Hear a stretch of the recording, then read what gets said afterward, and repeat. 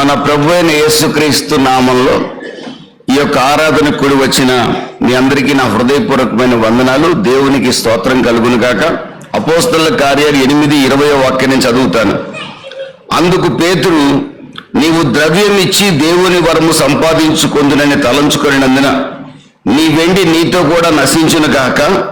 నీ హృదయము దేవుని ఎదుట సరి అయినది కాదు గనుక ఈ కార్యముందు నీకు పాలుబంపులు లేవు.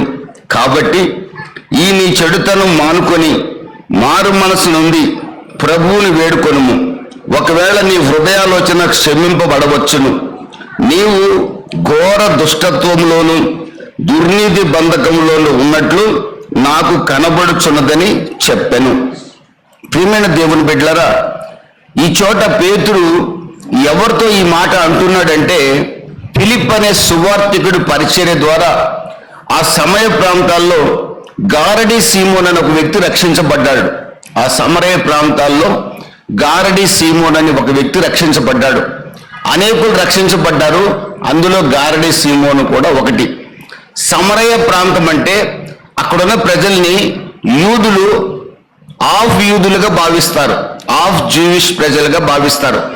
కారణం ఏంటంటే అశూరియులు ఇశ్రాయేలుని చెరలోకి తీసుకుపోయినప్పుడు అశూరియులను కొందరిని అక్కడికి వారు చేర్చడం జరిగింది. అక్కడ మిగిలిన ఇశ్రాయేలీలు అశూరియులకు పుట్టిన సంతానమే సమరయులు. వారు ఈ సమరయులు పరిశుద్ధ గ్రంథంలో 5 కాండాలను మాత్రమే పాటిస్తారు. వాళ్ళ ఆచారాలన్నీ వేరుగా ఉంటాయి. అందుకే సమరయ స్త్రీ అంటుంది, మా పితరుడైన యాకోబు కంటే గొప్పవాడు అని యేసు ప్రభువుని సవాల్ చేసింది. మేము కొండ మీద ఆరాధిస్తామని ఒక మాట కూడా ఆమె చెప్పినట్లుగా మనం చూడొచ్చు. యూదుల దృష్టిలో సమరయులు అంటరాని వారు. కానీ ఫిలిప్ యూదుడు, పేతురు యూదుడే. ఆ ప్రాంతానికి ఎలా వెళ్ళారు అనే ఒక విషయాన్ని ఆలోచిస్తే, దేవుడు ప్రతి మనిషి కొరకు నజరేయుడైన యేసుక్రీస్తు భూమికి దిగి వచ్చాడనే మాట నమ్మదగిన. దేవునికి స్తోత్రం కలుగును గాక. యూదులకు మాత్రమే సువార్త ప్రకటిస్తానని భీష్మించుకొని కూర్చున్న పేతురు ఒక రోజున దర్శనాన్ని బట్టి కొర్నేలి ఇంటికి వెళ్ళి సువార్త ప్రకటిస్తూ అపోస్తలుల కార్యాలు 10:36 అంటాడు, యేసుక్రీస్తు అందరికీ ప్రభు అని నేను తెలుసుకున్నాను అంటున్నాడు. అంత భక్తుడు ఆ రోజు తెలుసుకున్నాడంట యేసుక్రీస్తు అందరికీ ప్రభు అని. మరి మత్తయి సువార్త 11వ అధ్యాయం 28వ వాక్యము ఏమైందనేది అర్థం కాదు. ప్రయాసపడి భారం మోచిన సమస్త జనులకు ప్రభు అయిన యేసుక్రీస్తు దేవుడు అన్న సంగతిని పేతురు గుర్తించలేకపోయాడు. కొర్నేలి ఇంట గుర్తించాడు. దానికంటే ముందుగా ప్రియమైన దేవుని బిడ్డలారా, ఈ సంఘటన సమరయ ప్రాంతానికి పేతురు వెళ్ళినట్లుగా మనం చూడొచ్చు. ఎందుకు సమరయ ప్రాంతానికి అపోస్తలులు వెళ్ళారు, సువార్తికులు వెళ్ళారు అంటే, సంఘానికి హింస కలిగింది. స్టెఫెను మరణం ద్వారా సంఘానికి హింస కలిగితే యెరూషలేములో ఉన్న సంఘం అంతా చెదిరిపోయింది. కొన్ని సందర్భాల్లో ఇక్కడ ఒక పాఠం మనం నేర్చుకోవాలి. మన కుటుంబాల్లో కానీ, మన వ్యక్తిగత జీవితాల్లో కానీ, మన సంఘంలో కానీ, మన ఉద్యోగంలో కానీ, వ్యాపారంలో కానీ ఏదైనా ఒక సమస్య, ఏదైనా ఒక ఇబ్బంది కలిగినప్పుడు ఖచ్చితంగా క్రీస్తు యేసుని నమ్ముకున్న మన జీవితాల్లో అది ఏదో ఒక పాఠం నేర్పిస్తుందనే విషయాన్ని మీరు గుర్తించాలి. ఏదో ఒక లెసన్ దాని ద్వారా మనం నేర్చుకోబోతున్నామని గమనించి, ఆ సమస్యలో నాకెందుకు వచ్చింది ఈ సమస్య అని మనం దేవుణ్ణి నిందించకుండా, ఆ యొక్క ట్రబుల్ నాకెందుకు వచ్చిందని వేదన చెందకుండా, ప్రభువుని నిందించకుండా, సంఘాన్ని నిందించకుండా, తల్లిదండ్రులు నిందించకుండా, అన్నదమ్ములు నిందించకుండా, ఈ సమస్య నాకు రావడానికి గల కారణం ఏమిటని ఆలోచించకుండా, ఈ సమస్య ద్వారా ప్రభువు నాకు ఏమి నేర్పించాలనుకుంటున్నాడు అనే ఒక ఆలోచన ఒక క్రైస్తవ విశ్వాసి కనుక చేయగలిగితే ఆ సమస్యలో అద్భుతాన్ని ఆ కుటుంబం చూడబోతుంది. దేవునికి స్తోత్రం కలుగునుగా. హల్లెలూయా. సంఘానికి శ్రమ కలిగింది. స్టెఫెను మరణం వల్ల సంఘానికి శ్రమ కలిగింది. సంఘము చెదిరిపోయింది. చెదిరే సంఘానికి సేఫ్టీ ప్లేస్ ఏందో తెలుసండి? సమరయ ప్రాంతం. సమరయ ప్రాంతం వాళ్ళకి సురక్షితమైన ప్రాంతంగా భావించారు. అప్పటిదాకా సమరయకి వెళ్ళాలంటే అసహించుకున్న వాళ్ళు సమరయకి వెళ్ళారు, సువార్త ప్రకటించారు, అనేక ఆత్మల్ని ప్రభు రక్షణలోకి నడిపించాడు. దేవునికి స్తోత్రం కలుగును గాక. సంఘానికి కలిగిన శ్రమ అనేకుల్ని రక్షణలోకి నడిపించడానికి కారణమైంది. అక్కడ గారడీ సీమోను ఒక వ్యక్తి రక్షించబడ్డాడు. రక్షింపబడిన వ్యక్తి ఎవరు అంటే గార్డెన్ చేసేవాడు ఒకప్పుడు. అయితే ఫిలిప్పు చేస్తున్న అద్భుతాలు ఆశ్చర్యకార్యాలు చూసి ఇదేదో బాగుంది, ఫిలిప్పు ప్రకటిస్తున్న దేవుడిని వెంబడిద్దాం అనుకున్నాడు. ఫిలిప్పు ప్రకటిస్తున్న దేవుడు ఎవరో తెలుసుకున్నాడు, యేసుని తెలుసుకున్నాడు. నిజంగానే నమ్మకంగానే తండ్రి కుమార పరిశుద్ధాత్మ నామంలో బాప్తిజం పొందాడు. అయితే పేతురు ఆ ప్రాంతానికి వచ్చినప్పుడు అందరి తలల మీద చేపెట్టి ప్రార్థన చేస్తుంటే వాళ్ళు పరిశుద్ధాత్మ అనే వరాన్ని పొందుతున్నారు. తద్వారా వారు అద్భుతాలు సూచక్రియలు చేయగలుగుతూ ఉన్నారు. ఈ గారడి సీమోను కూడా పరిశుద్ధాత్మ అభిషేకాన్ని వరాన్ని పొందాలని ఆశ ఉంది. కానీ అతను కనిపెట్టలేకపోయాడు, వెయిట్ చేయలేకపోయాడు, ఆశీర్వాదం కొరకు కనిపెట్టలేకపోయాడు. బైబిల్ చెప్తుంది కీర్తనల గ్రంథం 27:14 యెహోవా కొరకు కనిపెట్టి ధైర్యంగా ఉండమని చెప్తుంది. ఏ విషయమైనా సరే యెహోవా సన్నిధిలో కనిపెట్టి ధైర్యంగా ఉండమంటున్నారు. కీర్తన 40లో కీర్తనకారుడు చెప్తున్నాడు 1-2 వాక్యాల్లో, నేను సహనముతో యెహోవా వద్ద కనిపెట్టాను. దేని కొరకు కనిపెట్టాడో అక్కడే రాస్తున్నాడు. ఆయన గోతులో పడ్డాడట. ఆ గోతు నుండి బయటికి రావడానికి ఆయన ఎవరిని నిందించలేదు, ఎవరిని దూషించలేదు, ఎవరిని అవమానించలేదు. నా కర్మ అని అతను జుట్టు పీక్కోలేదు. కీర్తనకారుడు అంటున్నాడు, నేను సహనంతో యెహోవా యొద్ద కనిపెట్టాను. ఆ సహనం ఏం చేసిందంటే నేను పడిన గోతిలో నుండి దేవుడు నన్ను లేపేటట్లుగా చేసింది. చెప్పండి కొట్టి ప్రభు నామాన్ని కనపరుచుకుందాం. ఆమేన్, హల్లెలూయా. మీరు సహనంతో ఓర్పుతో దేవుని సన్నిధిలో ఏ విషయమైనా కనిపెట్టినప్పుడు మీరు ఒకవేళ పడిన వారైతే ఆయన లేపుతాడు, మీరు కృంగిన వారైతే మిమ్మల్ని ఆదరిస్తాడు. దేవునికి స్తోత్రం కలుగును గాక. మన పిల్లల విషయం కానీ, మన కుటుంబ విషయం కానీ, సంఘ విషయం కానీ కంగారు పడకండి, గందరగోళ పడకండి. సహనంతో ఓర్పుతో ప్రార్థనలో కనిపెట్టండి. పడిన గోతులో నుంచి నా దేవుడు లేపగలడు. దేవుడికి స్తోత్రం కలుగును గాక. హల్లెలూయా. యెషయా గ్రంథం 40:30 వాక్యంలో అంటాడు, నేను యెహోవా కొరకు కనిపెట్టుకొని వారట పక్షిరాజు వలె గంతులు పైకి ఎగురుతారట. దేవుడికి స్తోత్రం కలుగును గాక. కనిపెట్టగలిగితేనే క్రైస్తవుడు అద్భుతాన్ని కనిపెట్టే ఓపిక లేదు. కారణం మనము భయంకరమైన టెక్నాలజీలో ఉన్నాం. ఈ టెక్నాలజీలో కనిపెట్టే ఓపిక లేదు. ఇన్స్టెంట్ కాఫీ కావాలి, ఇన్స్టెంట్ టీ కావాలి, అన్ని అద్భుతాలు ఇన్స్టెంట్ గా జరిగిపోవాలి. దానికోసం రకరకాల వేషాలు వేసేవాళ్ళు చాలా మంది ఉన్నారు. అరటి పళ్ళు తిను పిల్లలు పుడతారు అనేవాడు ఒకడు ఉంటాడు, నూనె జల్లేవాడు ఒకడు ఉంటాడు. రకరకాల దరిద్రాలు క్రైస్తవ ప్రపంచంలోకి చొరబడ్డాయి.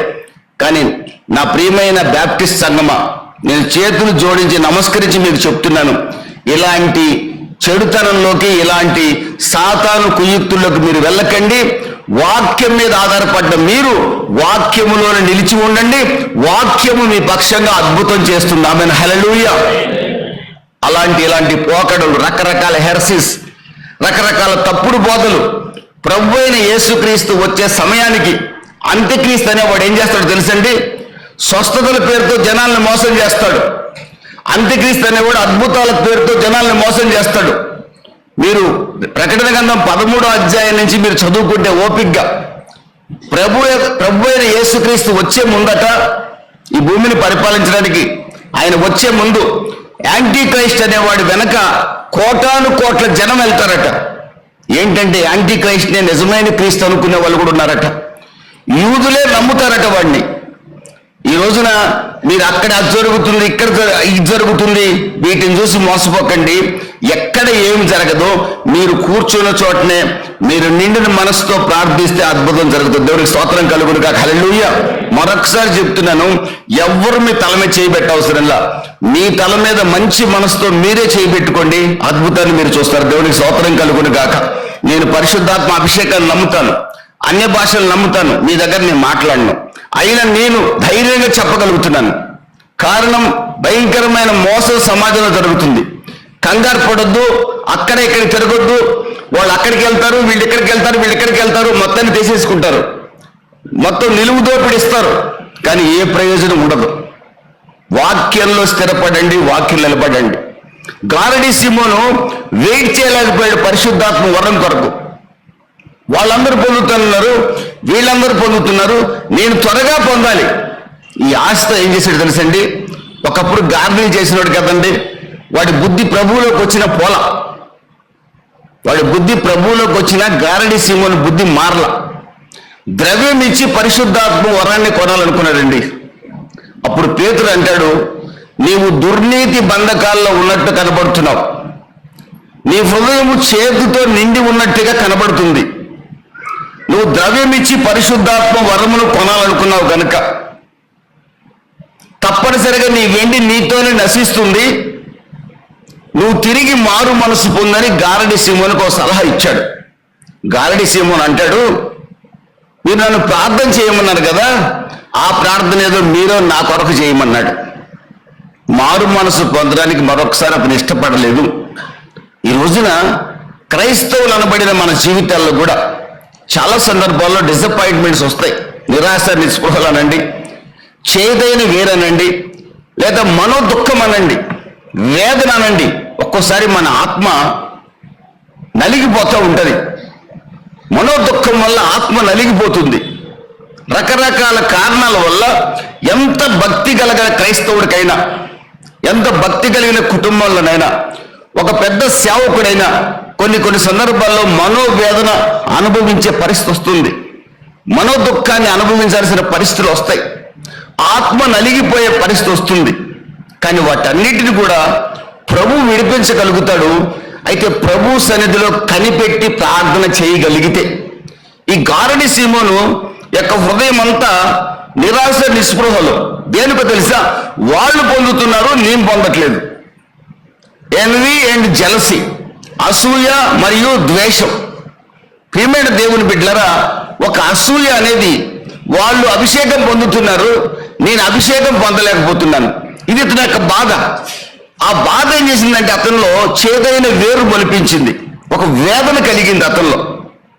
ఆ వేదన సమయంలో అతను తొందరపడి ఏం చేశాడంటే ద్రవ్యం ఇచ్చి పరిశుద్ధాత్మ వరాన్ని కొనాలనుకున్నాడండి. దీనికి కారణం ఏంటంటే అతడు ప్రభు సన్నిధిలో కనిపెట్టలేకపోయాడు, ప్రభు సన్నిధిలో నిరీక్షణ కలిగి ఉండలేకపోయాడు. దానివల్ల జరిగిన నష్టం ఏంటో తెలుసండి, అతను సంపూర్ణంగా తన రక్షణనే కోల్పోయిన పరిస్థితి ఏర్పడింది. ప్రియమైన దేవుని బిడ్డలారా, గారడి సీమోని ఎగ్జాంపుల్ ప్రభు మనకు చెప్పే ఉద్దేశం ఏమిటంటే, మన జీవితంలో కూడా మన వాళ్ళందరూ ఆశీర్వదించబడుతున్నారు. ఈ సంఘంలోనే చాలా మంది ఆశీర్వదించబడుతున్నారు, నేను ఆశీర్వదించబట్టలేదు అనుకుందాం. ఫర్ ఎగ్జాంపుల్, నా పిల్లల విషయంలో కానీ, ఏమండి నా యొక్క బిజినెస్ కానీ, నా ఉద్యోగం కానీ, నా ప్రమోషన్ కానీ విషయాల్లో నేను దీవించబడలేదు అనుకున్నాం. సంఘంలో నాకంటే భక్తుడు మరొకడు లేడు, అయినా నేను దీవించబట్ల. కానీ ఏ రోజు కూడా వాళ్ళు దీవించబడుతున్నారే, నేను దీవించబట్టలేదే అనే ఆలోచన ఏ రోజైతే నాలో వచ్చిందో, నాలో క్రియ చేయటం ప్రారంభమైందో, నా ప్రియమైన దేవుని బిడ్డలారా, నేను దేవునికి దూరం అయ్యే అవకాశం ఉంది. గారడి సీమోన్ జీవితంలో జరిగింది అదే. అలా కాకుండా నేను యెహోవా సన్నిధిలో కనిపెట్టగలిగి ఉంటే, ఎడతెగక ప్రార్థించే వ్యక్తిగా నేనుంటే, ప్రభువు నన్ను ఆశీర్వదించమని హృదయపూర్వకంగా ప్రభువుని అడిగే వ్యక్తిగా నేనుంటే, సహనంతో కనిపెట్టగలిగి ఉంటే, యాకోబు భక్తుడు రాసినట్లుగా 1వ అధ్యాయం 1-4 వాక్యాల ప్రకారంగా శ్రమలు పరీక్షలు వచ్చినప్పుడు ఓర్పుతో సహనంతో కనిపెట్టగలిగితే అతడు పరిపూర్ణుడిగా మారతాడని యాకోబు భక్తుడు రాస్తున్నాడు. ఆ విధంగా గారడి సీమోను కనిపెట్టగలిగి ఉంటే పరిపూర్ణుడయ్యేవాడు. ఆ సమయంలో మిగిలిన వాళ్ళకంటే అద్భుతాలు చేయగలిగే స్థాయికి దేవుడు తీసుకెళ్లేవాడు. కానీ అతను ఓర్చుకోలేక, కనిపెట్టలేక, సహనాన్ని కోల్పోయి ద్రవ్యం ఇచ్చి ఆశీర్వాదాన్ని పొందాలని ఆశపడ్డాడండి. ఈ రోజున ఆశీర్వాదం అనేది ద్రవ్యం ఇస్తే రాదు. దేవుడి వద్ద నుంచి వచ్చే ఆశీర్వాదం మన హృదయపూర్వకమైన ప్రార్థన ద్వారానే ఆశీర్వాదం వస్తుంది. దేవునికి స్తోత్రం కలుగునుగా. హల్లెలూయా. ఆ విషయంలో గారడి సీమోను తక్కువగా ఉన్నాడు కనుకనే ప్రియమైన దేవుని బిడ్డలారా, యాకోబు భక్తుడు రాస్తున్నాడు 3వ అధ్యాయం 14వ వాక్యంలో, మత్సరం కలిగిన వాడట అబద్ధం ఆడటానికి ఏమాత్రం సంకోచించడట. మత్సరం కలిగిన వ్యక్తి అబద్ధం ఆడటానికి ఏమాత్రం సంకోచించడట. అందుకే యాకోబు భక్తుడు అంటున్నాడు, మత్సరమును మీ హృదయంలో ఉంచుకోవద్దు, అసూయ, ద్వేషం, పగ మీ హృదయంలో ఉంచుకోవద్దు. దీనివల్ల ఏమవుతుందో దేవునికి దూరం అయ్యే అవకాశం ఉంటుంది, రావాల్సిన ఆశీర్వాదాలు పోగొట్టుకునే అవకాశం ఉంటుంది. అందుకే గలతీ 5లో క్రీస్తు యేసు సంబంధులు శరీరమును దాని ఇచ్చలతో సిలువ వేయాలని అపోస్తలుడైన పౌలు చెప్తున్నాడు. ప్రియమైన దేవుని బిడ్డలారా, మన జీవితాల్లో ఎవరైనా ఆశీర్వదించబడినండి, మనం సంతోషిద్దాం. సంఘం అభివృద్ధి చెందుతుంటే సంతోషిద్దాం. మన పక్కన పిల్లలు ఆశీర్వదించబడుతూ సంతోషిస్తాం. మన సొంత అన్నదమ్ములు ఆశీర్వదించబడుతుంటే సంతోషిద్దాం. ఏ ఒక్క వ్యక్తి మనకంటే ఒక మెట్టు ఎక్కువగా ఉన్నా మనము సంతోషించి ఆనందించగలిగితే మరిన్ని ఆశీర్వాదాలు మనం చూడగలుగుతాం. దేవునికి స్తోత్రం కలుగును గాక. గారడి సీమోని యొక్క ఆ చేదైన వేరు అతను తీసివేసుకోలేక, ప్రభు సన్నిధిలో కనిపెట్టలేక, సహించలేక, భరించలేక అసూయ ఆ మత్సరంతో నిండుకొని దేవునికి దూరమైనట్లుగా మనం చూడవచ్చు. మరొక విషయాన్ని కూడా మీకు చెప్తాను. హన్న ఉంది పరిశుద్ధ గ్రంథంలో. ఆమె మొదటి సమూయేలు గ్రంథం 1వ అధ్యాయం 10వ వాక్యంలో అంటుంది, బహు దుఃఖాక్రాంతురాలై ఏడుస్తుంది. అదే మొదటి సమూయేలు గ్రంథం 16-17 వాక్యాల్లో ఏలి అనే దైవజనుడు వచ్చి, తాగుబోద్దానా ఎంతసేపు ప్రార్థన చేస్తావు అన్నాడు. ద్రాక్షరసం తాగి ప్రార్థన చేస్తున్నావా అన్నాడు. ఆమె అంటుంది, అయ్యా నేను నీ దాసురాలను, ద్రాక్షరసమైనను మద్యపానమైనను నేను తాగలేదు.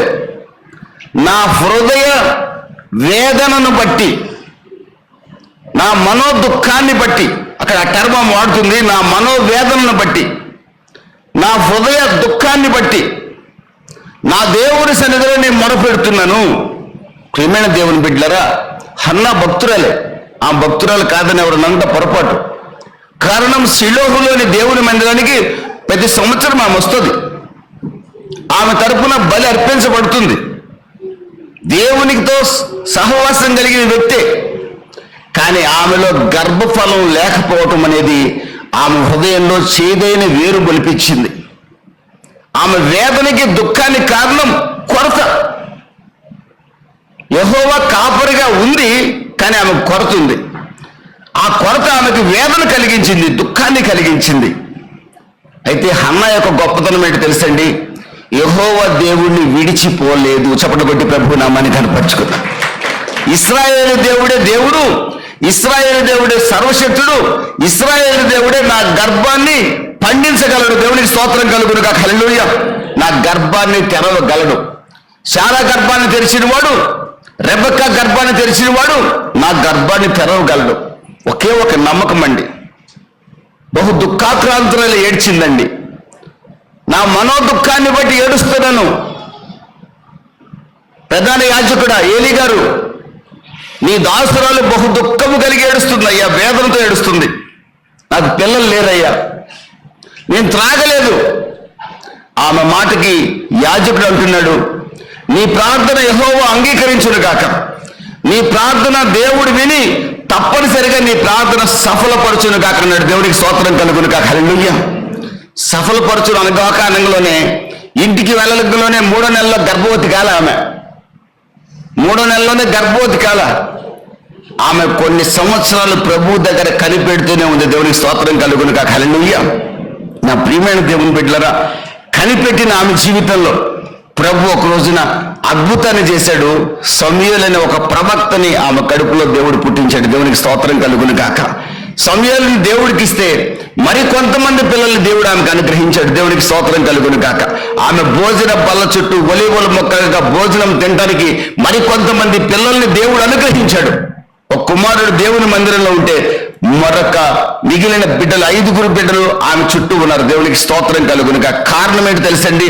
ఆమె మనోవేదనలో ఉన్నా కూడా దేవుడిని విడవలేదు. ఇశ్రాయేలు దేవుడు అద్భుత కార్యాలు చేస్తాడని నమ్మింది. విలాప వాక్యాలు 3వ అధ్యాయం 25వ వాక్యంలో దేవుడు తన యొద్ద కనిపెట్టు వారి విషయంలో దేవుడు మంచివాడు.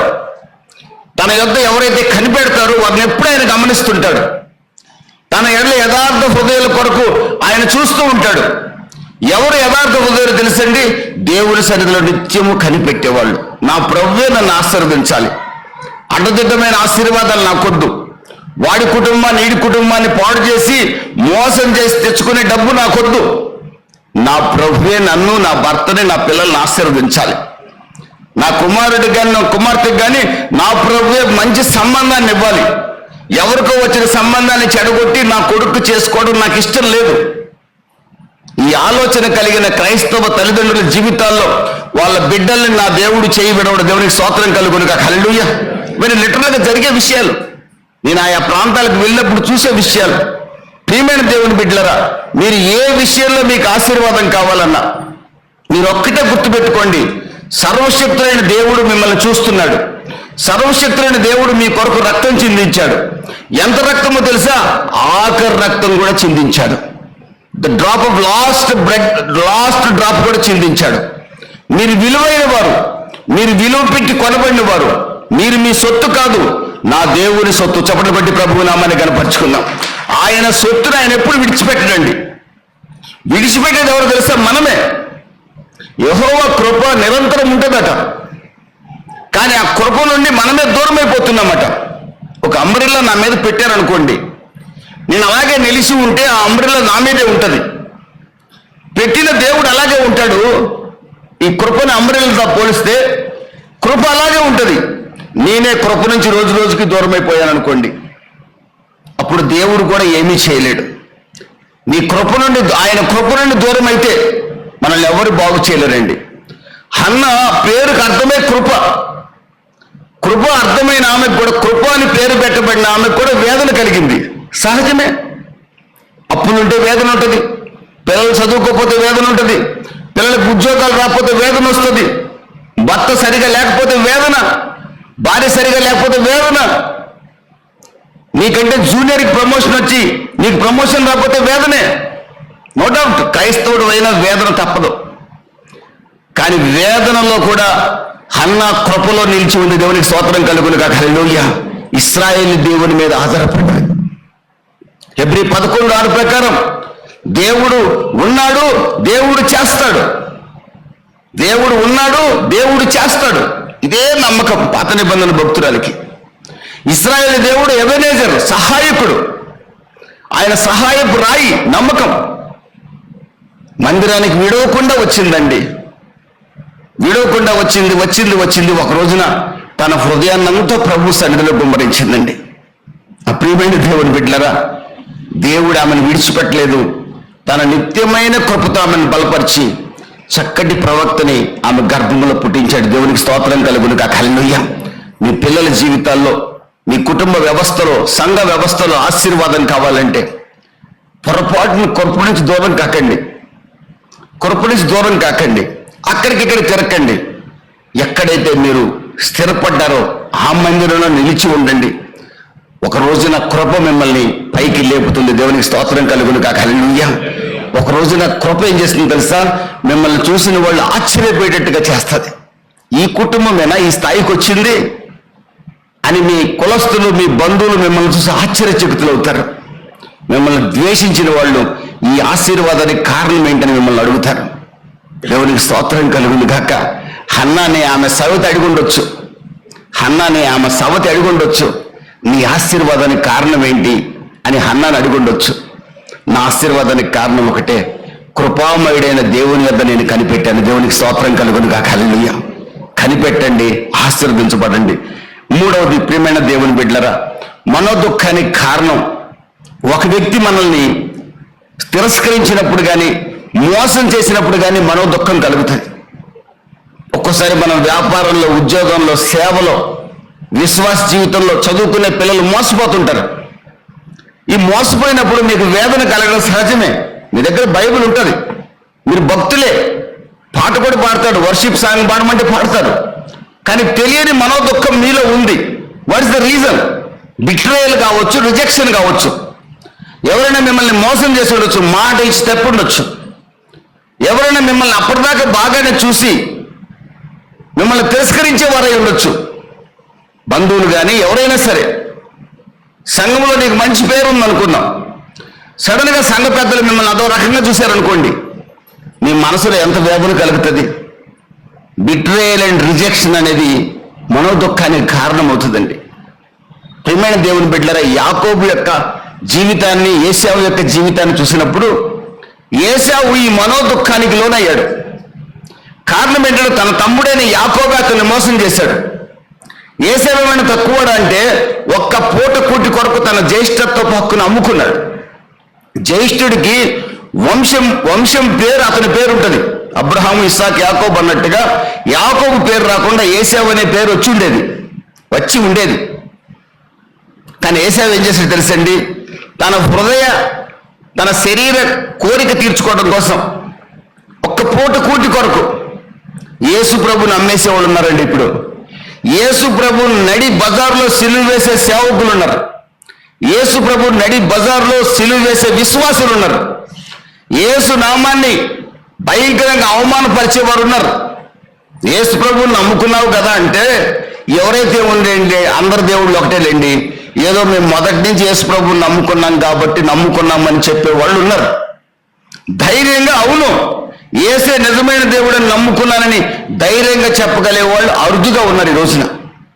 వీళ్ళు బహిరంగంగా యేసుని సిలువ వేసేవాళ్ళు, యేసుని నమ్ముకున్నానని చెప్పి చెడు కార్యాలు చేసేవాళ్ళు యేసుని సిలువ వేసేవాళ్ళు, యేసుని నమ్ముకున్నానని చెప్పి మోసం చేసేవాడు సిలువ వేసేవాడు, యేసుని నమ్ముకున్నానని చెప్పి భార్యని హింసించే వ్యక్తి యేసుని సిలువ వేసే వ్యక్తి, యేసుని నమ్ముకున్నానని లంచగొండిగా బతికే వ్యక్తి యేసుని సిలువ వేసే వ్యక్తి అండి. యేసు గాయాలను రేపే వ్యక్తి, యేసు సేవ చేస్తున్నానని చెప్పి నేను మీకేమో నీతి సూత్రాలు చెప్పి నా ఇంటికి వెళ్ళాక పాప పనులు చేశాననుకోండి, నేను యేసుని బహిరంగంగా సిలువ వేసే వ్యక్తిని. క్రైస్తవుడు ఎప్పుడు కూడా ఈ విధంగా ఉండకూడదండి. ప్రియమైన దేవుని బిడ్డలారా, ఒక్క పూట కూటు కొరకు ఏసావు జ్యేష్ఠత్వ పక్కు నమ్ముకున్నాడు. ఈ సంగతి ఆదికాండం 25 నుంచి 27 అధ్యాయాల్లో మీకు బాగా తెలుసు. ఒక్క పూట కూటు కొరకు జ్యేష్ఠత్వ పక్కును కోల్పోయాడు. అదే 27 అధ్యాయంలో 27 అధ్యాయం చూస్తే ఏసావు తన తండ్రి ఆశీర్వదిస్తానని చెప్తే ఏసావు కంటే ముందుగా యాకోబు ఏం చేశాడు తెలుసండి? ఏసావు రోమములు కలిగిన వాడు కనుక రోమములు ఉన్న వస్త్రాన్ని, ఆ గోట్ స్కిన్ ధరించుకొని తండ్రి దగ్గరికి వెళ్ళి నేనే ఏసావును, నన్ను ఆశీర్వదించమని తండ్రి అడిగి చెప్పాడండి. మరొకసారి మోసం చేశాడు. ఈ బిడ్డలు ఈ విధంగా తయారు కావడానికి కారణం ఏంటి తెలుసండి? తల్లిదండ్రుల యొక్క పక్షపాతం. ఏ ఇంట్లో అయితే పక్షపాతం ఉంటుందో ఆ ఇంటిలో ఖచ్చితంగా విభేదాలు తల ఎత్తుతాయి. ఆ కుటుంబం ఖచ్చితంగా డివైడ్ అయిపోతుందండి. డివైడ్ అయితే పర్వాలేదు, శాపాన్ని అనుభవించే ప్రమాదం ఉంది. తల్లేమో ఒక్కొడుకుని సపోర్ట్ చేస్తుంది, తండ్రి ఒక్కొడుకుని సపోర్ట్ చేస్తాడు. ఎంత అన్యాయం అండి. ఆడపిల్ల కదా, దాన్ని పెద్ద పట్టించుకోవాల్సిన అవసరం లేదు. అందుకే సుప్రీంకోర్టు బ్రహ్మాండమైన జడ్జిమెంట్స్ ఇస్తుంది. దేవునికి స్తోత్రం కలుగును గాక. ఆడపిల్ల పట్టించుకోవాల్సిన అవసరం లేదు. మగవాడు చదవాలి, ఆడపిల్ల అడ్డు కావాలి. ఇది రూల్. ఎక్కడదండి పక్షపాతం? క్రైస్తవుడి కుటుంబంలో పక్షపాతం ఉండకూడదు. దేవునికి స్తోత్రం కలుగును గాక. హల్లెలూయా. పక్షపాతము ఇస్సాకు కుటుంబంలో గొప్ప శాపాన్ని తెచ్చిపెట్టిందండి. ఒక అన్నేమో తమ్ముడిని చంపడానికి తరుగుతుంటే తమ్ముడేమో 500 మైళ్ళు పారిపోయాడు. మళ్ళీ తల్లి చనిపోయినప్పుడు కూడా చూడటానికి వచ్చిన సందర్భం కూడా లేదు. పక్షపాతం ఆ కుటుంబాన్ని పాడు చేసింది. ప్రియమైన దేవుని బిడ్డలారా, ఏసావు హృదయంలో ఆ బిట్టర్ రూట్ మలవటానికి కారణం, ఏసావు డిసప్పాయింట్ కావడానికి కారణం, ఏసావు యాకోబు మీద అంత పగ పెంచుకోవడానికి కారణం ఏంటంటే, మొదట యాకోబు మోసం చేశాడు, ఇతను అమ్ముకున్నది కూడా తప్పే. రెండవసారి ఏసావులాగా వెళ్ళి ఆశీర్వాదాలు దొంగిలించాడు. ఇది అతని హృదయంలో భయంకరమైన చేదైన వేరు మొలిచేటట్లుగా చేసింది. ఇక ఆ చేదుని ఎంతకాలం ఉంచుకున్నాడంటే పశ్చాత్తాపడటానికి ఏసావు ఇష్టపడలా. హెబ్రీ 12లో రాసింది, అతడు చివరిలో మారు మనసు పొందగోరాడట, కానీ అతనికి మారు మనసు దొరకలేదట, రక్షణ దొరకలేదని రాస్తుంది. ప్రియమైన దేవుని బిడ్డలారా, అంత పోగొట్టుకున్నాడు ఆశీర్వాదాలన్నీ కూడా. ఎప్పుడు తమ్ముడు దొరుకుతాడా చంపాలని ఎదురు చూశాడు. చివరికి తమ్ముడు తిరిగి వస్తుంటే కూడా అతని హృదయంలో ఉన్న చేదైన వేరు, ఆ పగ అనేది పోలా అతని జీవితంలో. ఆ పగ ఎంతవరకు తన యొక్క జీవితంలో ఆ పగ ఎంతవరకు కొనసాగిందంటే, ఏశావు వంశావళిని ఏదోమీయులు అంటారు. బబులోను చక్రవర్తి నెబుకద్నెజరు యెరూషలేము మీద దండయాత్ర చేసినప్పుడు యోదోమీయులు ఎదురుగానే ఉంటారు. అక్కడ పెట్రా అనే ప్రాంతంలో వాళ్ళు ఉంటారు. బబులోను చక్రవర్తి యెరూషలేము నాశనం చేస్తుంటే తమ సహోదరుల అయ్యుండి కూడా వాళ్ళకి సహాయం చేయకపోగా ఇశ్రాయేలుకి, యెరూషలేము యూదులకి ఇంకా శ్రమ కలగజేశారట. ఇంకొద్దిగా శ్రమ కలగజేశారట. బబులోను చక్రవర్తి దోచుకొని పోగా మిగిలిన దాన్ని యోదోమీయులు దోచుకున్నారట. అన్నదమ్ములైన వాళ్ళు దోచుకున్నారు. దీనికి కారణం ఏంటంటే ఏశావు తన యొక్క ఆ బిట్టర్ రూట్ని తన వంశానికి కూడా పంపించాడు. ఈ రోజున ఒక తల్లిలో గనుక ఆ చేదైన అనుభవం ఉంటే అది పిల్లల జీవితాల్లో కూడా కొనసాగే అవకాశం ఉంది. ఒక తండ్రిలో కూడా చేదైన అనుభవం ఉంటే తన కుటుంబానికి కూడా ఆ చేదుని పంచే అవకాశం ఉందండి. మీకు బాగా తెలుసు కదండి, బాప్తిసం ఇచ్చి యోహాను తల తెగ నరకటానికి ఆ హేరోది అనే ఆమె ఎప్పటి నుంచో పగ పెంచుకుంది. తన కూతురికి కూడా పగ నేర్పించిందండి. బాప్తిసం ఇచ్చి యోహాను తల తెగ నరికి తెమ్మని తన బర్త్డే గిఫ్ట్గా ఇవ్వమని హేరోదుని అడిగేటట్టుగా చేసింది, రాజుని అడిగేటట్లుగా చేసింది. ఆయన అన్నాడు, హాఫ్ ఆఫ్ ది కింగ్డమ్ ఇస్తానన్నాడు. హాఫ్ ఆఫ్ ది కింగ్డమ్ నాకొద్దు, బాప్తిసం ఇచ్చి యోహాను తలే కావాలి నాకు. ఎక్కడిది పగ? తల్లి నేర్పించిన పగ. ప్రియమైన దేవుని బిడ్డలారా, ఏశావులో ఉండే ఆ ద్వేషం, పగ, ఆ బిట్టర్ రూట్, ఆ వేదన, ఆ బాధ ఎంతగా ప్రబలిపోయిందంటే తన వంశానికి కూడా ఇశ్రాయేలీయుల మీద పగని పెంచుకునేటట్లుగా చేసింది. బబులోను చక్రవర్తులు నాశనం చేస్తుంటే సహకరించకపోగా వాళ్ళు హేళన చేశారు. ఏశావు మారు మనసు పొందలేకపోయాడండి. గారడి సీమోను ఫెయిల్ అయ్యాడు. కారణం ఏంటో తెలుసా? దేవుని దగ్గర రావడానికి వాళ్ళు ఇష్టపడల. ఇస్కరియోతు యూదా ప్రభువుని అప్పగించాడు. ప్రభువుని అప్పగించి బహు వేదన చెందాడు. వేదన చెంది మత్తయి సువార్త 27వ అధ్యాయంలో తన 30 వెండి నాణ్యాలు ప్రధాన యాజకులకు ఇవ్వబోయాడు. మాకొద్దన్నారు వాళ్ళు. దేవాలయంలో పారవేశాడు వాటిని. వేదన చెందాడు. అతని వేద కారణం ఏంటి తెలుసండి? నీతిమంతుడిని నేను అప్పగించాననే బాధ, నీతిమంతుడైన యేసుని నేను అప్పగించాననే బాధ అతని హృదయ వేదన కారణమైంది. హన్నాకి పిల్లలు లేకపోవడం హృదయ వేదన కారణమైతే, గారడి సీమోనికి అందరూ పరిశుద్ధాత్మ వరం పొందుతున్నారు, నేను పొందలేకపోతున్నాననే ఆ అసూయ, ద్వేషం అతని వేదన కారణమైతే, నా తమ్ముడైన యాకోబు మోసం చేసి నా ఆశీర్వాదాలు పొందాడనే ఆలోచన ఏశావు యొక్క వేదనకి, బిటర్నెస్కి కారణమైతే, ప్రియమైన దేవుని బిడ్డలారా, ప్రియమైన వారులారా, ఈ గారడి సీమోని యొక్క జీవితంలో బిటర్నెస్ కారణం కేవలం అసూయ, ద్వేషం. ఇస్కరియోతు యూదా యొక్క బిటర్నెస్ కారణం ఏంటో, నీతిమంతుడైన యేసుని అప్పగించాననే వేదన అతనిలో బహు భయంకరమైన వేదన కలిగించింది. వేదన కలిగిన వాడు ఎక్కడికి రావాలి? హన్న వేదన కలిగింది. ఎక్కడికి వచ్చింది? ఇశ్రాయేలు దేవుని దగ్గరకు వచ్చింది, కనిపెట్టింది. కానీ ఇస్కరియోతు యూదా వేదన కలిగింది. యేసు దగ్గరికి రావాల్సినోడు ప్రధాన యాజకుల దగ్గరికి వెళ్ళాడు. దేవాలయంలో వెండి నాణాలు పాడవేశాడు. చెట్టు దగ్గరికి వెళ్ళి ఊరేసుకొని చనిపోయాడు. అతని బిటర్నెస్ అలాగే కొనసాగింది. పేతురు సంగతి మీకు బాగా తెలుసు కదండి. అదే మత్తయి సువార్త 26వ అధ్యాయంలో యేసు ప్రభువుని ఎరుగనని 3 సార్లు అబద్ధమాడాడు. అబద్ధమాడిన పేతురు యేసు తనను చూశాడు, తాను యేసును చూశాడు. చూసిన వెంటనే అతని హృదయంలో దుఃఖం ప్రారంభమైంది. అక్కడ రాయబడిన మాట ఏంటి తెలుసండి? అతడు బహు సంతాపపడి ఏడ్చాడని రాసింది. పేతురు యేసుని విడిచిపెట్టి వెళ్ళల, పశ్చాత్తాపడి ఏడ్చాడు. యోహాను సువార్త 21వ అధ్యాయంలో మీరు చూస్తే తిరిగి యేసు పాదాల దగ్గరకు వచ్చాడు. దేవునికి స్తోత్రం కలుగును గాక, హల్లెలూయా. చేదైన వేరు ఆయన జీవితం నుంచి తొలగిపోయింది. కనుక ఒక్క ప్రసంగం చేస్తే 3000 మంది రక్షించబడ్డారు. సంఘము దినదినాభివృద్ధి చెందింది. చేదైన వేరు కలిగిన పేతురు మార్పు చెందడం ద్వారా. ప్రియమైన దేవుని బిడ్డలారా, ఈ రోజున మరొక స్త్రీని కూడా చూపించి నేను ముగిస్తాను. మీకు బాగా తెలుసు, ఆమె పేరు నయోమి. ఆమె పేరుకి అర్థం మధురం, ప్లెజెంట్ అని అర్థం. ఆమె అంటుంది రూతు గ్రంథం 1వ అధ్యాయం 20వ వాక్యంలో, బెత్లెహేముకు వెళ్ళినప్పుడు ప్రజలందరూ నయోమి వచ్చింది మధురం వచ్చింది, మధురం వచ్చింది, మధురం వచ్చిందని పిలుస్తున్నారు.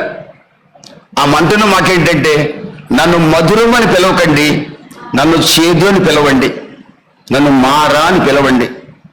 ఎందుకో తెలుసా? సర్వశక్తులైన దేవుడు నాకు అన్యాయం చేశాడు. ఇది చాలా తప్పుడు స్టేట్మెంట్. సర్వశక్తులైన దేవుడు ఆమెకు అన్యాయం చేయలే. బెత్లెహేములో కరువు వచ్చిందని, బెత్లెహేములో ఆహారం లేదని, బెత్లెహేము అంతా పాడుపడిపోతుందని నమ్మి ఇశ్రాయేలు దేవుడి సన్నిధిలో కనిపెట్టకుండా, ఇశ్రాయేలు దేవుడి సన్నిధిలో ప్రార్థించకుండా, ఇశ్రాయేలు దేవుడిని దగ్గర ఎదురు చూడకుండా, మోయాబులో ఆహారం ఉందని తెలుసుకొని మోయాబు దేశానికి తన భర్తని, తన ఇద్దరు కొడుకుల్ని తీసుకొని వెళ్ళింది. దేవుడికి చెప్పేలా ఆమె, కానీ దేవుడు ఆమెను గమనిస్తూనే ఉన్నాడు. చప్పట్లు కొట్టి ప్రభు నామాన్ని కనపరుచుకున్నాం. దేవుడు ఆమెను గమనిస్తూనే ఉన్నాడు. అక్కడికి వెళ్ళి, సరే ఇక్కడ కరువు కాలం అంతా ఉందాం, తర్వాత బెత్లెహేము రొట్టెల ఇంటికి వెళ్దాం అనుకోలే. అక్కడ ఇద్దరు పిల్లలు యవనస్తులయ్యారు కదని పెళ్లి చేయాలనుకుంది. శపితమైన మోయాబు వంశావళిలో పిల్లల్ని తీసుకొచ్చి పెళ్లి చేసింది. మరొక తప్పు. ప్రియమైన దేవుని బిడ్డలరా, జరిగింది ఏంటంటే, ముగ్గురు మగవాళ్ళు చనిపోయారు ఆ ఇంట్లో. ఇక ఆమె జీవితం చేదుగాక మధురం అవుతుందా చెప్పండి? మధురము చేదుగా మారిపోయింది. ఆమె అనుకుంటుంది, సర్వశక్తులైన దేవుడు నన్ను విడిచిపెట్టాడు అనుకుంది. అందుకనే బెత్లెహేము వాళ్ళతో అంటుంది, నన్ను మధురమని పిలవద్దు అన్నది. ఇద్దరు కోడల్లో ఒక కోడలు వెళ్ళిపోయింది. ఒక కోడలు అంటుంది, నీ దేవుడే నా దేవుడు, నీ జనమే నా జనము, నీవు పాతి పెట్టబడిన చోట నేను పాతి పెట్టబడతాను అన్నది.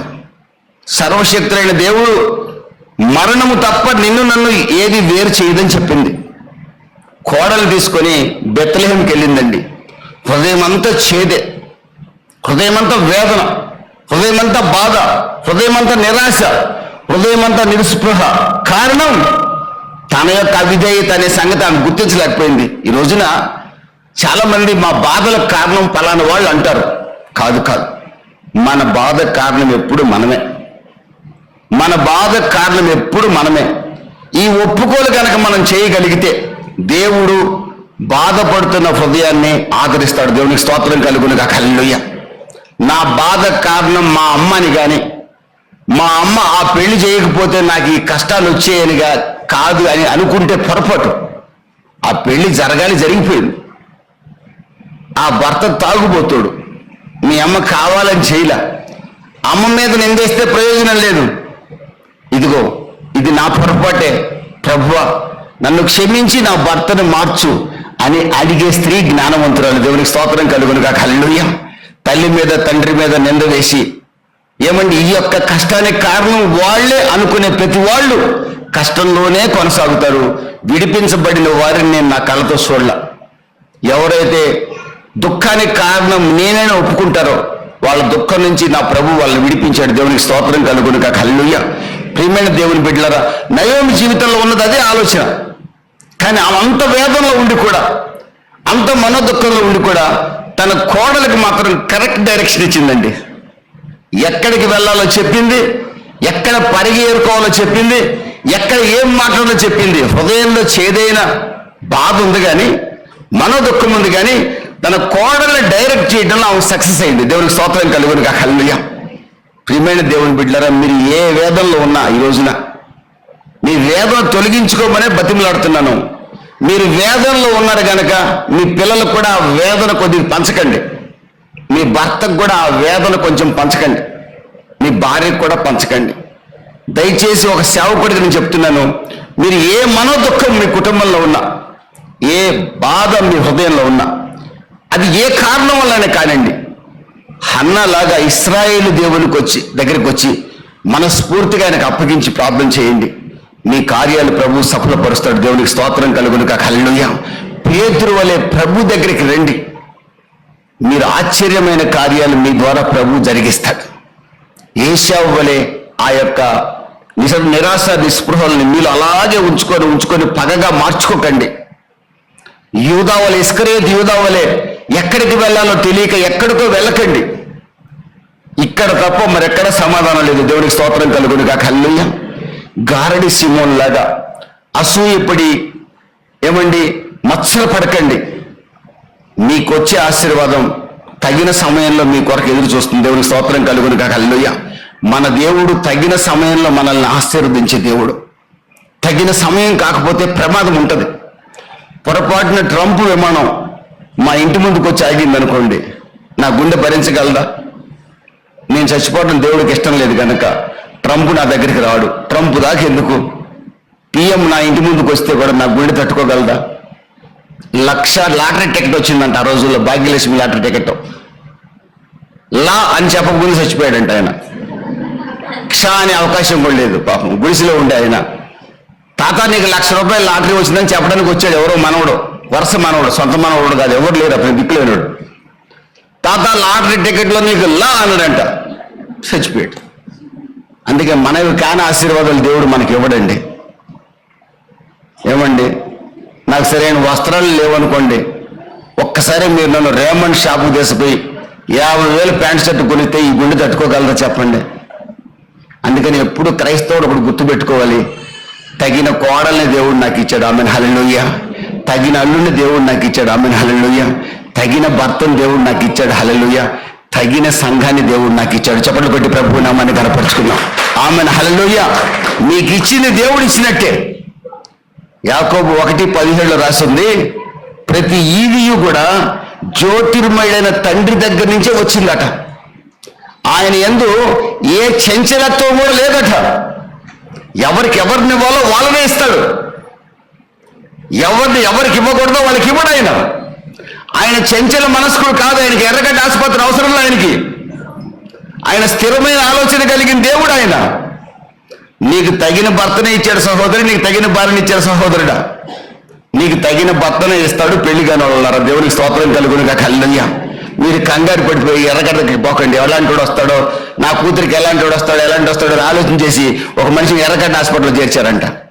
ఎందుకంటే ఏదో నరం దెబ్బతినదంట. వద్దొద్దు, చింతొద్దు. మన దేవుడు చింతించే దేవుడు కాడు, చింతపడే వాళ్ళని బాగు చేసే దేవుడు. దేవునికి స్తోత్రం కలుగును కాక. ప్రియమైన దేవుని బిడ్డలారా, నయోమి నన్ను మధురమని పిలవద్దు అన్నది 4వ అధ్యాయంలో. పుర ప్రముఖులందరూ వచ్చి నయోమిని అంటున్నారు, నువ్వు చేదు కాదు నయోమి, నువ్వు మధురమే. ఇశ్రాయేలు వంశాన్ని వర్ధల చేసిన రాహేలు లాంటి కోడలు నువ్వు తెచ్చుకున్నావు. చప్పట్లు కొట్టి ప్రభు నామని కనపరుచుకున్నాం, ఆమెన్ హల్లెలూయా. ఈ వయసులో నీ ఒడిలో నువ్వు పెంచడానికి ఒక బిడ్డ ఉన్నాడంటే ఎంత సంతోషం. నువ్వు చేదంటావేంటి, నువ్వు మధురం. దేవునికి స్తోత్రం కలుగును గాక. ప్రియమైన దేవుని బిడ్డలారా, నయోమిలో ఉన్న చేదైన వేరు తొలగిపోయింది, ఆమె జీవితం మధురంగా మారింది. కారణం ఏంటి తెలుసా? తిరిగి ఆమె బెత్లెహేముకు రావటమే ఆమె జీవితంలో ఆశీర్వాదానికి కారణం. ఈ రోజున ఏ కారణాన్ని బట్టి మన జీవితంలో చేదైన వేరు మొలిచిన, నిరాశ నిస్పృహలు మన జీవితంలో కలిగిన, హన్నలాగా ప్రార్థించండి. నయోమిలాగా తిరిగి దేవుని సన్నిధికి రండి. పేతురులాగా రక్షింపగలిగిన యేసు వద్దకే రండి. ఎందుకో తెలుసండి, యేసు ఎందుకు మన పక్షంగా అద్భుతాలు చేయగలడో తెలుసా? ఆయన మన కొరకు వ్యసనాక్రాంతుడయ్యాడు, వ్యాధిగ్రస్తుడయ్యాడు. 10,000 మందిలో అతి సుందరుడు వికారిగా మారాడు. పాపం ఎరుగని యేసుక్రీస్తు పాప ముద్దగా మారాడు. మన పాపాలన్నీ తన మీద వేసుకొని ఆ కల్వారి శిలువలో ఆకాశానికి భూమికి మధ్య వేలాడాడండి. శిలువ మానున వేలాడువాడు శాపగ్రస్తుడు. గలతీ 3లో చెప్తుంది, మానున వేలాడువాడు శాపగ్రస్తుడు. ఆయన మిమ్మల్ని ప్రేమించి, నన్ను ప్రేమించి, నా శాపాన్నంతా తన మీద వేసుకొని ఆయన శాపగ్రస్తుడయ్యాడండి. మనమంటే ఆయనకి అంత ప్రేమ. దాన్ని పిచ్చి ప్రేమ అంటాను నేను, అది అగాపే ప్రేమ. మనం ఎవ్వరం కన్నీరు కాచడం ఆయనకి ఇష్టం లేదండి. మన కుటుంబాలు వేదన చెందడం ఆయనకి ఇష్టం లేదు. మనం దుఃఖంతో ఉండడం ఆయనకి ఇష్టం లేదు. మనం ఆశీర్వదించబడకుండా ఉండటం ఆయనకు అసలే ఇష్టం ఉండదండి. మనల్ని ఆశీర్వదించబడటం కోసమే దేవుడు పిలిచాడు. 1 పేతురు 3:9 ప్రకారం ఆశీర్వాదానికి వారసుల బట్టికే దేవుడు మనల్ని పిలిచాడు. ఆశీర్వదించబడకపోవటానికి కారణం ఏంటి తెలుసండి? గారడి సిమోన్ లాగా మత్సరము, అసూయ మనలో ఉండడం. దేవుని సన్నిధిలో కనిపెట్టలేకపోతున్నామండి. ఇస్కరియోతు యూదాలాగా యేసు ప్రభు రక్షింపగలిగిన యేసు దగ్గరికి రాకుండా ఎక్కడికో వెళ్ళిపోవటం. ఏశావులాగా ఏమంటే నిరాశ నిస్పృహల్లో అతను పగని పెంచుకున్నాడండి. ఆ పగని అలాగే కొనసాగించాడు. ఏం మిగిలిందండి? ఆశీర్వాదాన్ని పొందగోరి కన్నీళ్లు విడిచాడు. కానీ ఏశావు భ్రష్టుడైపోయాడని బైబిల్ చెప్తుంది. రక్షింపబడిన మనం భ్రష్టులు కావడం దేవునికి ఇష్టం లేదు. దేవుని బిడ్డలే వీళ్ళందరూ, నేను చెప్పిన వాళ్ళు ఎవరు అన్యులు కాదు. దేవుని బిడ్డ భ్రష్టుడు కావడం దేవుడికి ఇష్టం లేదు.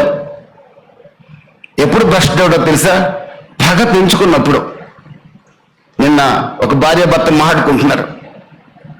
తండ్రి చనిపోతూ కొడుకు చాలా డబ్బు ఇచ్చాడు తండ్రికి. అతను చనిపోతూనే కాదు, 2017లోనే కూతురికి మొత్తం వీళ్ళమ్మ రాసేసాడు. కొడుక్కి ఆ ఊరు వెళ్తే నిలబడే స్థలం కూడా లేదు. కొడుకుకి ఆ ఊరు వెళ్తే నిలబడే స్థలం కూడా లేదు. ఇప్పుడు వీళ్ళమ్మ మొత్తం కూతురికి రాసేసాడు. అయితే ఇతరుల ఆస్తి కొంత ఉంది, తాతగారి ఆస్తి ఉంది. తాతగారి ఆస్తికి కూడా వీళ్ళమ్మ రాశాడు. కానీ చట్ట ప్రకారం వెళ్తే తాతగారి ఆస్తిలో ఒక అరెకరం పొలం వీళ్ళకి వస్తుంది. దాని వాల్యూ ఎంత అంటే 15 లక్షలు. ఎప్పుడు వస్తుంది? కోర్టులకు వెళ్ళి గందరగోళం చేస్తే. నేను ఒక మాట చెప్పాను భార్యాభర్తలిద్దరికి, 15 లక్షల ఆస్తి కోసం మీరు పోరాడి 15 కోట్ల ఆరోగ్యాన్ని పాడు చేసుకోవద్దు. 15 లక్షల కోసం పోరాడి 15 కోట్ల ఆరోగ్యం. ఇద్దరి జీతం నెలకి 4 లక్షలు, సంవత్సరానికి 45 లక్షలు.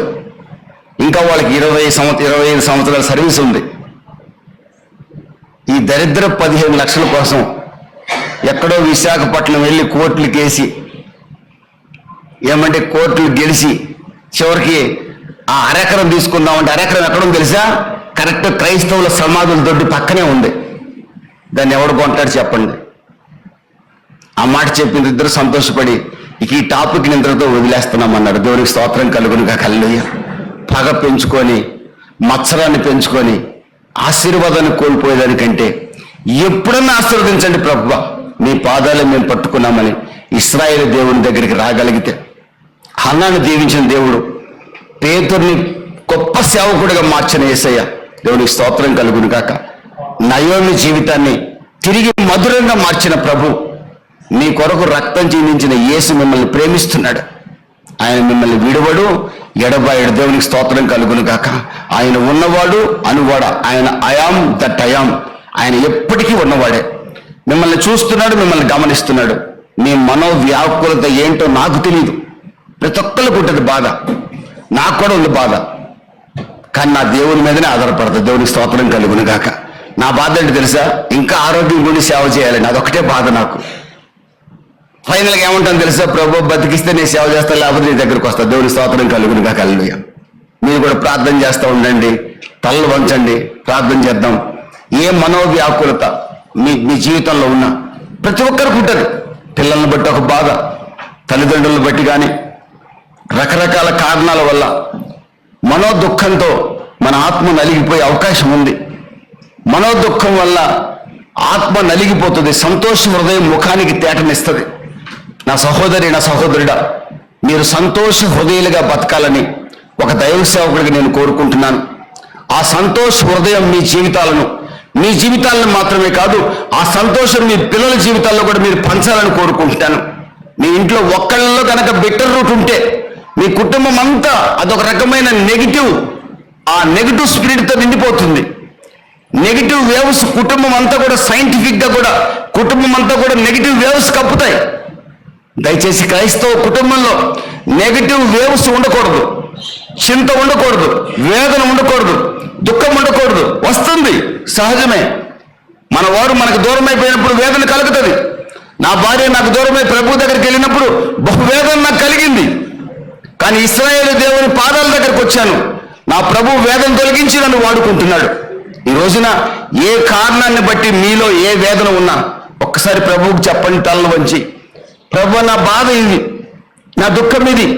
మీ పిల్లలు బట్టి కానీ, మీ కుటుంబాలను బట్టి కానీ, ఉద్యోగ వ్యాపారాలను బట్టి కానీ, దేని విషయంలో మీ హృదయంలో వేదన ఉన్నది, చిన్నదైనా పెద్దదైనా, దాన్ని అలాగే పెంచకండి, దాన్ని అలాగే ఎదగనివ్వకండి.